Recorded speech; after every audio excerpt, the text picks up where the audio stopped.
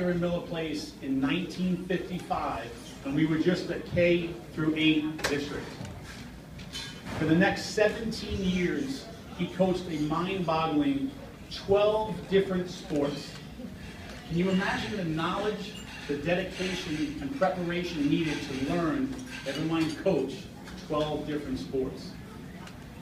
In 1969, he became the first athletic administrator, and he designed, oversaw the entire construction of all of our athletic facilities and fields that are still being used today.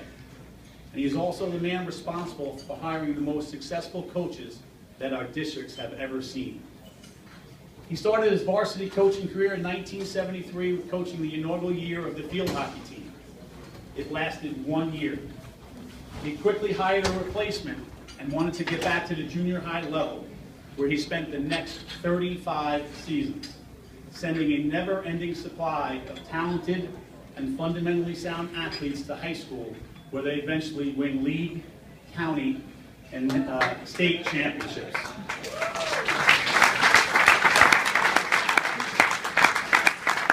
In 2007, he came back and became the varsity badminton coach and won 5 league championships and 3 county championships.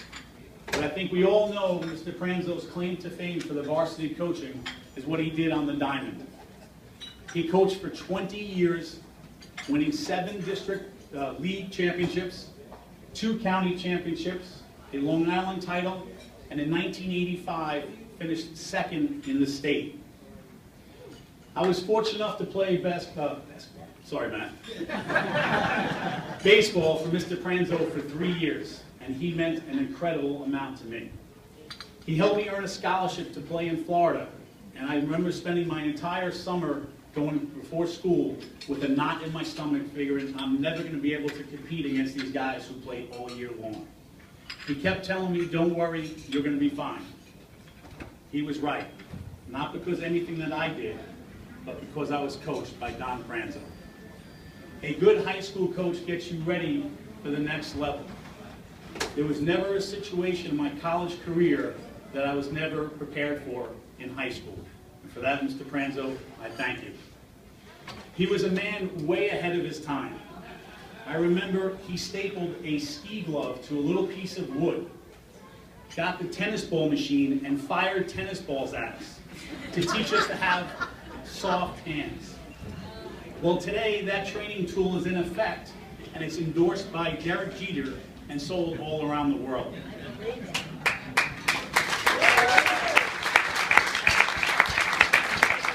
In today's day and age, everything is about video, an app for this, an app for that.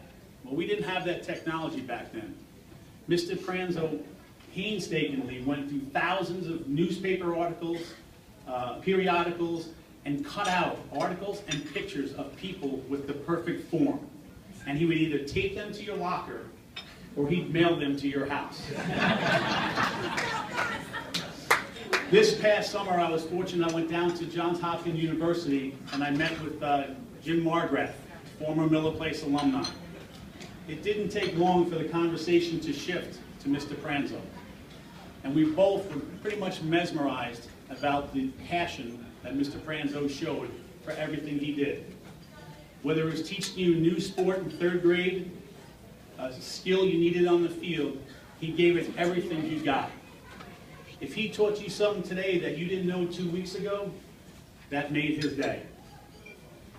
I also spoke with Paul DeRigo just a couple days ago, another alumni, and we discussed how Mr. Pranzo not only taught you the X's and O's and how to be better at the sport, but he taught you how to love the sport.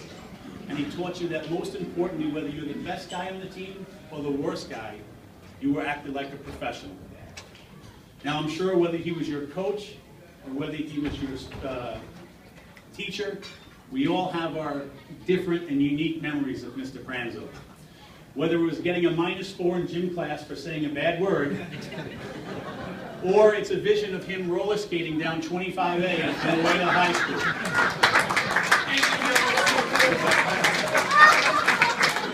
For Mr. Pranzo, there are no words that I can say on how much you meant to your students, your athletes, your colleagues, our school district, and our community. And it's with great pride on behalf of everybody in this room that I introduce you to a legend, Mr. DonPranzo.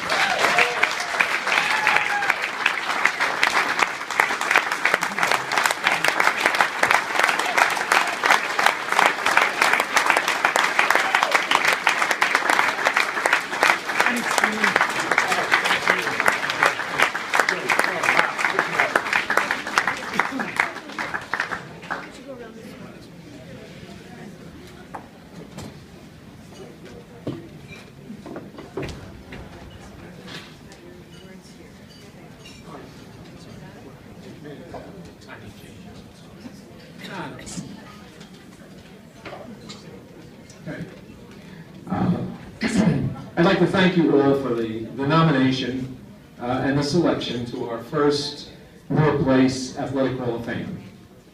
It's not the Baseball Hall of Fame in Cooperstown, but I knew I'd never qualify for that one. Harry Faulkner, one of our previous administrators, said it best at his retirement dinner. He said he knew early on that he would never be able to do great things in the world. And so he thought he would decide that he would do great things in his little world around here.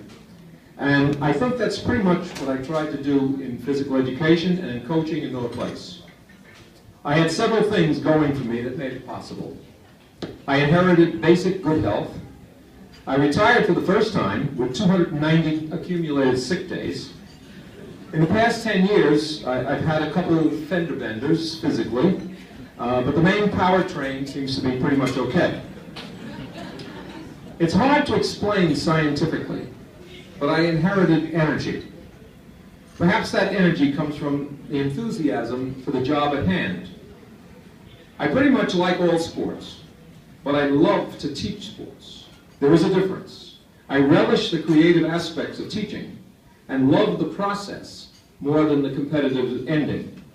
To me, good practices are as enjoyable as games. And because of that, I came prepared for every class and every practice session. That's why I'm using prepared notes tonight, lest I forget something that I thought was important. Planning a good practice is a real challenge. How can you get the players to learn? Your teaching or presentation of facts does not necessarily lead to their learning.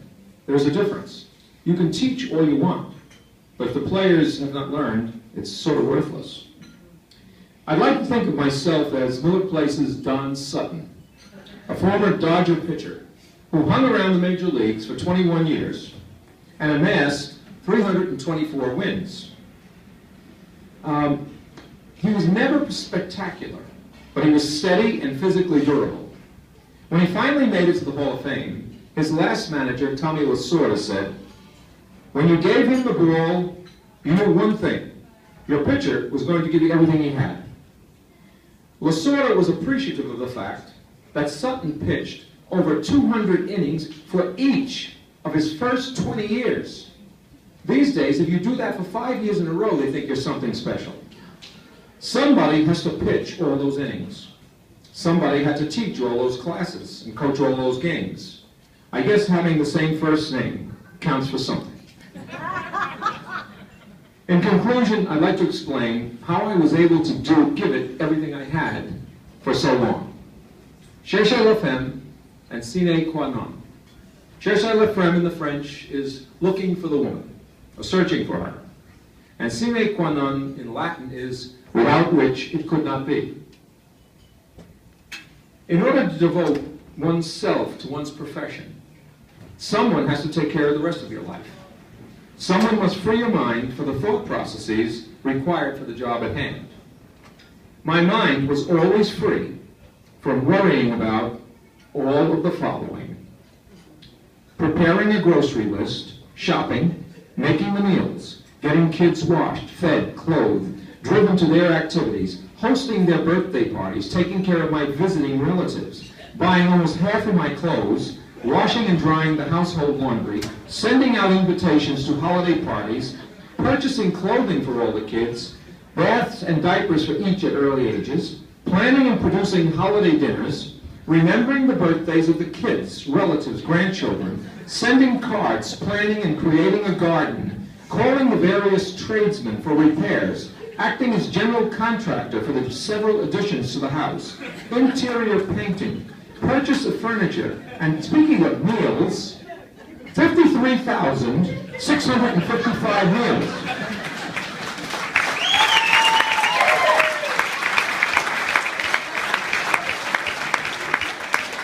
And that doesn't count the first 9 years of my teaching. I was single then.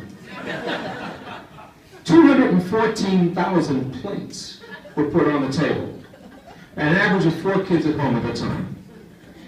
Whenever I come home for a game or a practice, regardless of the time, a decent meal or snack was always prepared and served, unless I asked for a delay to call Tuesday.